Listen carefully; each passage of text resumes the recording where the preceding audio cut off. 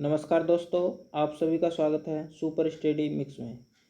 तो आज हम बात करेंगे कि एग्रीकल्चर टेक्निकल जो असिस्टेंट हैं उसके कार्य क्या होते हैं और ये जो पीएम किसान सम्मान निधि जो योजना चली हुई है जिसमें किसानों को प्रति वर्ष 6,000 रुपये मिलते हैं, तो इसके बारे में आज हम विस्तार से जानकारी देंगे।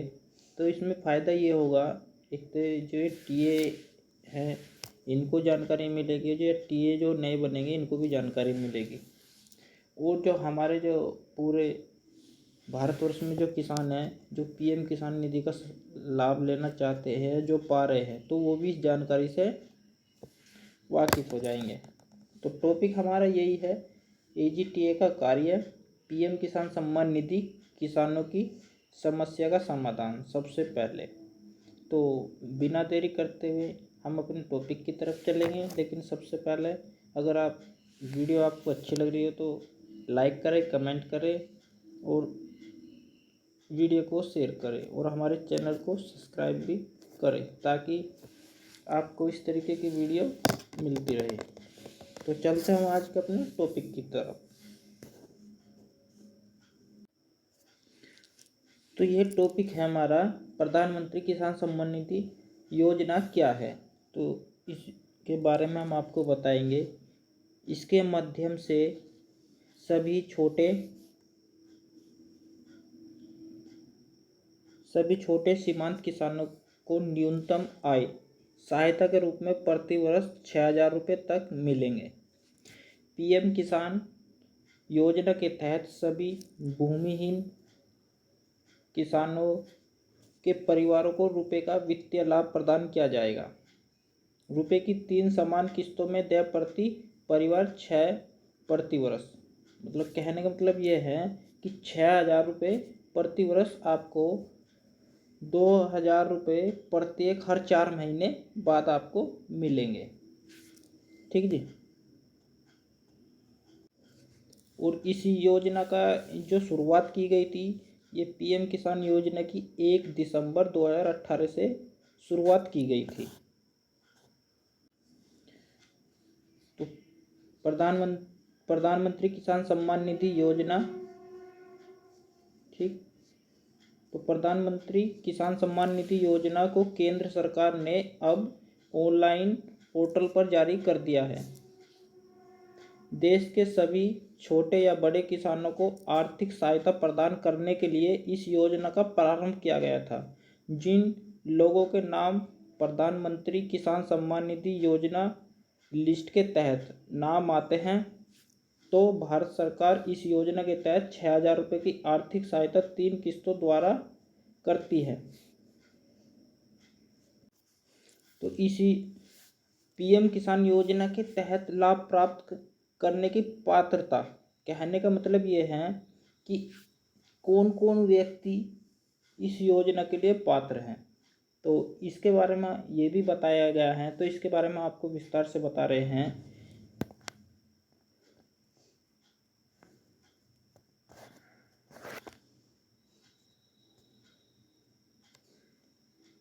तो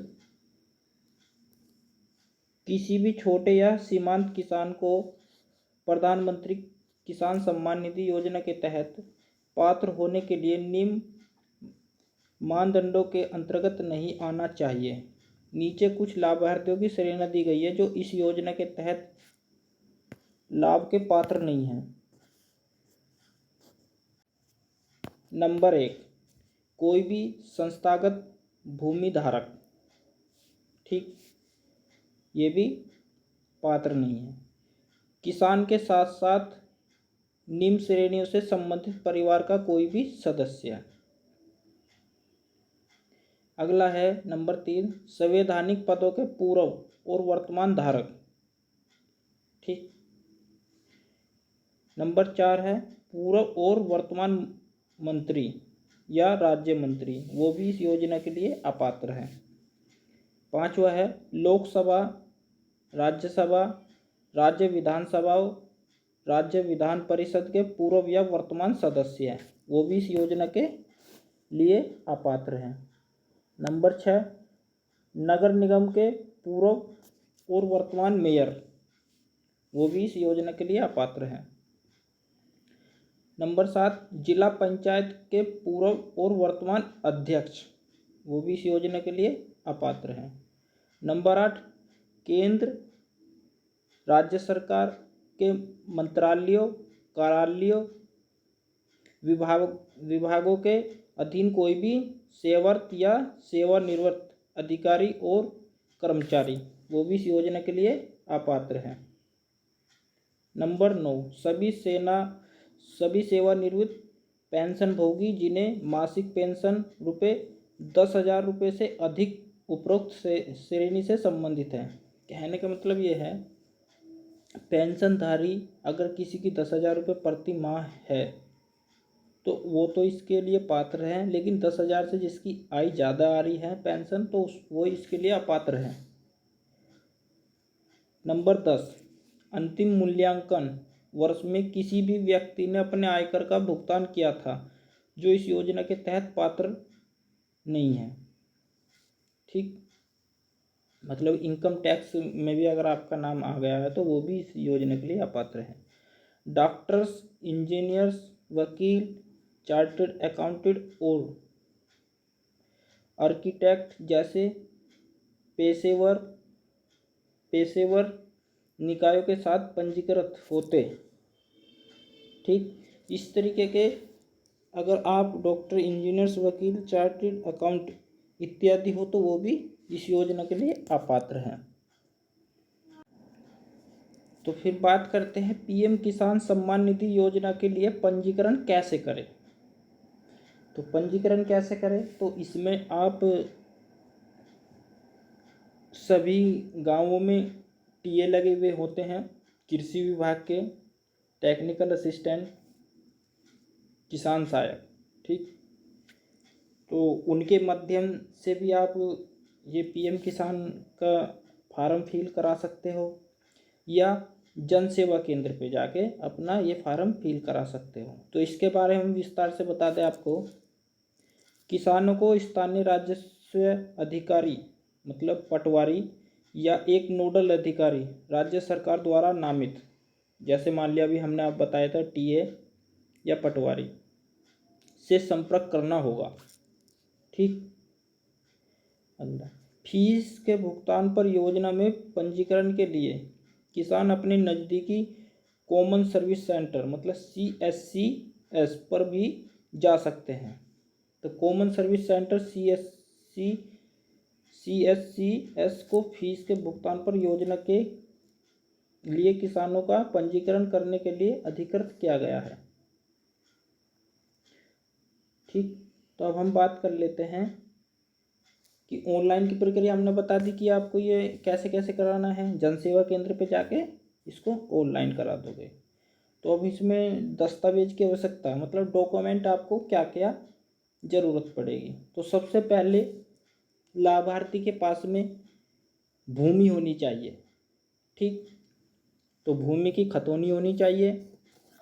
फिर आपका आधार संख्या मतलब आधार कार्ड होना चाहिए। ठीक, और इसमें ये भी दे रखा है कि मतलब ड्राइविंग लाइसेंस, मतदाता पहचान पत्र, नरेगा जॉब कार्ड। लेकिन जो सबसे ज़्यादा ज़रूरी है इसमें खतौनी मतलब भूमि होनी चाहिए उसके पास में, और आधार होना चाहिए उसका अपना, और एक बैंक अकाउंट होना चाहिए मतलब किसी बैंक में उसका खाता खुला होना चाहिए, और एक उसका लाभार्थी का मोबाइल नंबर, जो मतलब ज़्यादातर कोशिश उसकी यही रहे कि उस मतलब मोबाइल नंबर वो चलता रहे। ठीक, तो इस तरीके से आपके दस्तावेज लगेंगे इसमें ऑनलाइन कराने के लिए। तो ये थी मतलब आपको नया रजिस्ट्रेशन किस तरीके से करना है। लेकिन काफ़ी किसानों के साथ में ये समस्या आ रही है कि उनका जो बैलेंस नहीं आ रहा है, मतलब 2-4 किस्त आने के बाद में, या अभी जो अक्टूबर माह की जो किस्त मिली थी वो किस्त उन्हें प्राप्त नहीं हुई है। तो अक्टूबर माह की किस्त प्राप्त ना होने का कारण भी हम विस्तार से बताएंगे। तो सबसे पहले वो अपने जो गांव के किसान सहायक होते हैं टीएससी टीए, उनसे संपर्क करें। अगर उनके बारे में उन्हें पता नहीं है तो वो अपने ग्राम प्रधान से इस विषय में जानकारी ले कि हमारे टीए कौन है कृषि विभाग के, तो वो आपको बता देंगे। फिर आप उनका कॉन्टैक्ट नंबर या मतलब उनसे आप मिलने के बाद उन्हें आप अपनी समस्या बताओगे कि इस तरीके से कि हमारा बैलेंस नहीं आ रहा है, तो वे आपको एक तो आधार नंबर लेंगे और एक आपकी खतौनी लेंगे, क्योंकि जो अक्टूबर माह का बैलेंस इसी कारण से नहीं आया है कि उनकी भूलेख फीड नहीं हुआ है। ये भारत सरकार द्वारा पोर्टल पर भूलेख फीडिंग की प्रक्रिया चली थी अक्टूबर माह से पहले, तो वह अक्टूबर तक कुछ किसानों का जिसका अपडेट हो गया था, फीड हो गया था भूलेख, तो उनका तो बैलेंस आ गया, लेकिन कुछ किसानों का भूलेख फीड ना होने के कारण पैसा नहीं आया। ठीक, तो आप चाहो तो इसे मतलब पीएम किसान गूगल पे सर्च करके तो वहाँ पे बेनिफिशरी स्टेटस में जाके भी आप मोबाइल नंबर डाल के देख सकते हो किसान का।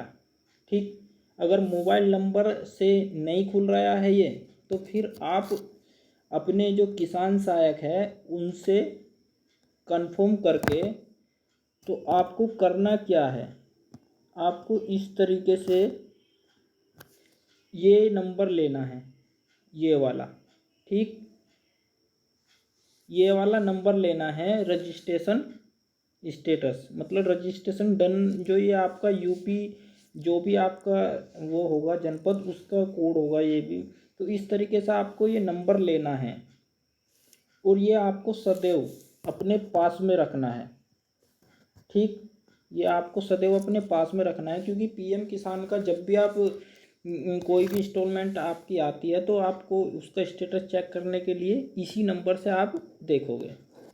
और देखने की प्रक्रिया हम बता रहे हैं, गूगल क्रोम पे जाओ और पीएम किसान डाल के तुरंत सबसे पहला जो लिंक खुलेगा उसी पे आप जाओ और उसमें बेनिफिशरी स्टेटस पे आप जाके और ये या तो मोबाइल नंबर डाल लो या फिर रजिस्ट्रेशन नंबर डाल के, जहाँ रजिस्ट्रेशन की बात आए तो वहाँ पे ये जो मैंने बताया है आपको, ये जो मैंने आपको बताया है ये वाला नंबर डाल सकते हो। ठीक जी, उसके बाद में अब आप ये कैसा कंफर्म करोगे, आप ये कैसा कंफर्म करोगे कि आपका बैलेंस आया नहीं आया है। देखो, इसमें आपको बताया गया है कि इसमें इनका एक तो ई-केवाईसी नहीं हो रहा है, तो इसमें आप ये भी जान सकते हो कि आपका ई-केवाईसी हुआ है या नहीं। अगर ई-केवाईसी हुआ होगा तो यस आएगा लिखा हुआ। ठीक, और अगर आपकी ज़मीन मतलब पोर्टल पर फीड हो गई होगी तो आपका ये आएगा लिखा हुआ, ये लैंड सीडिंग यस आएगा अगर फीड हो गई होगी, और जिसकी फीड हो गई होगी तो उसका बैलेंस भी आया होगा। लेकिन इसका भी एक कारण है, किसी की अगर 17 अक्टूबर से बाद में फीड हुई है तो उसका बैलेंस जो आएगा जनवरी वाले महीने में आएगा, जनवरी 2023 में आएगा बैलेंस।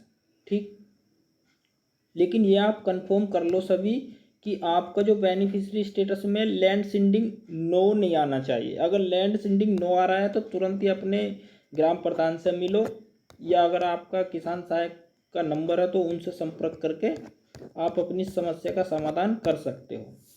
ठीक, और एक मैं आपको ये बता दूं कि ये जो प्रक्रिया है ये सिर्फ अपलोडिंग वाली कृषि विभाग के द्वारा ही होगी सही। अगर आप चाहते हो कि आप अपने द्वारा ही मतलब ज़मीन फीड करके आप इसको यस करा लोगे तो ऐसा नहीं हो सकता। ये आपके जो किसान सहायक है उनके द्वारा ही इस समस्या का समाधान होगा।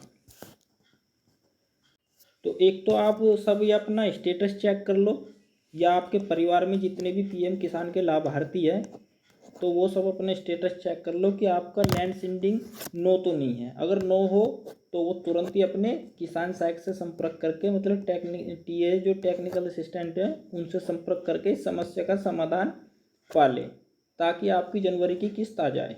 और एक समस्या जो आती है, जो रजिस्ट्रेशन करवाते हैं, या कुछ किसान ऐसे हैं कि उनका बैलेंस नहीं आ पा रहा है, मतलब उन्होंने ज़मीन भी चढ़वा दिया है लेकिन उसके बावजूद भी उनका बैलेंस नहीं आ रहा है। तो उसका कारण मैं बता रहा हूँ क्यों नहीं आ रहा है। देखो, इस बार जो जो बैलेंस आया था वो आधार मोड से आया था, आपका आधार मोड से आया था। तो इसमें मैं आपको बता दूं, एक ही लाभार्थी के एक या एक से अधिक अकाउंट हो सकते हैं। तो जरूरी नहीं कि जो उनका पीएम किसान निधि में जो अकाउंट है तो उसी में बैलेंस आया हो। तो वो चेक कर ले, एक या एक से अधिक अकाउंट है तो उनमें सभी में एंट्री करवा ले, ठीक। या फिर ऐसे देख ले कि जो मैंने आपको बताया था, रजिस्ट्रेशन नंबर डाल के या मोबाइल नंबर डाल के बेनिफिशियरी स्टेटस में जाओगे तो आपको इस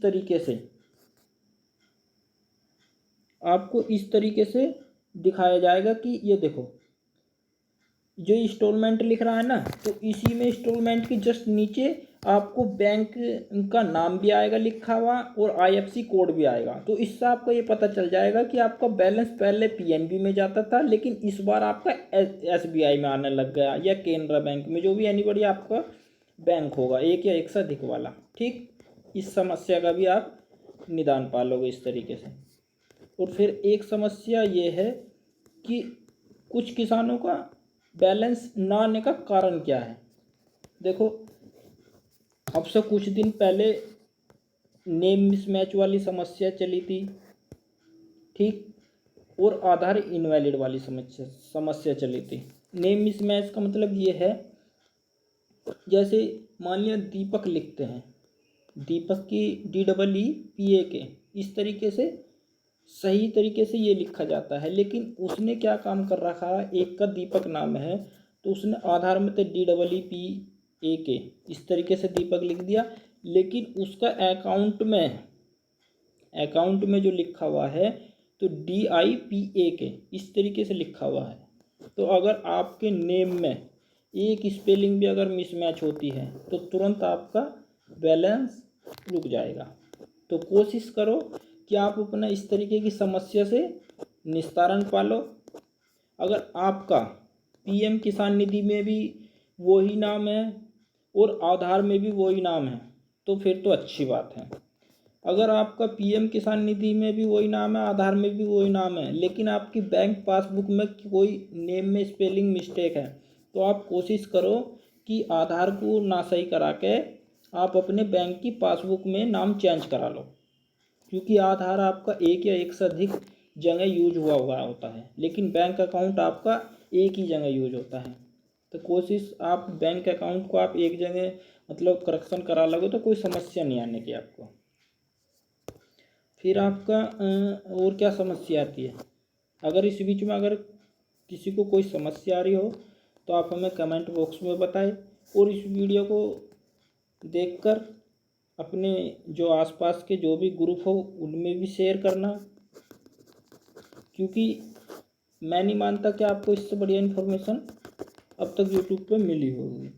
अगर आप हमारे साथ में जुड़े रहोगे तो इससे भी अच्छी जानकारी हम कोशिश करेंगे आपको देने की। और रही टीए की, तो वो भी हम आपको सिलेबस हम आपको प्रोवाइड कराएंगे और थोड़ी थोड़ी तैयारी भी कराएंगे। तो ये तो मैंने वीडियो इसलिए बनाई थी क्योंकि हम आपके जो टीए की तैयारी कर रहे हैं, हम आपके परिवार में से भी बहुत ऐसे हैं जिन्हें पीएम किसान निधि का लाभ मिल रहा है। तो कोशिश करें कि आप हम स्टेटस चेक कर लेंगे तो ये पता चल जाएगा कि हमारे परिवार के या हमारे आसपास के किसानों के का बैलेंस रुका हुआ है तो नहीं है, ठीक। तो थैंक्स फॉर वाचिंग वीडियो। अब हम आपको मिलेंगे नेक्स्ट वीडियो में, तब तक के लिए जय हिंद जय Bharat. Thanks for watching video.